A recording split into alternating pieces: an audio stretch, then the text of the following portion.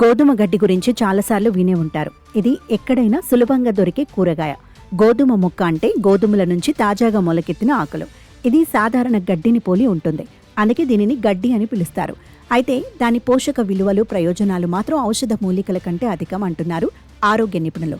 వైద్య రంగంలో గోధుమ గడ్డి అనేక ఆరోగ్య ప్రయోజనాలు నిండి ఉన్న ఔషధ నిధిగా పిలుస్తారు.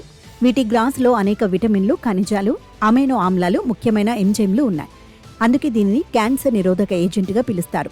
ఇందులో ఇనుము, మెగ్నీషియం, కాల్షియం, అమైనో ఆమ్లాలు కూడా పుష్కలంగా ఉన్నాయి.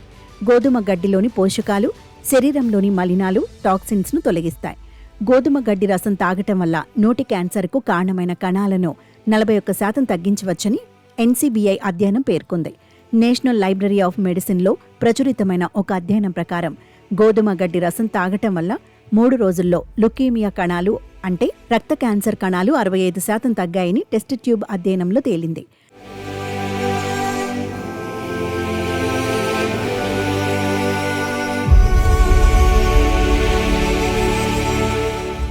క్యాన్సర్ కణాలను నివారించటం, తగ్గించటంతో పాటు గోధుమ గడ్డి రసం తాగటం వల్ల దంతక్షయం నివారించవచ్చు.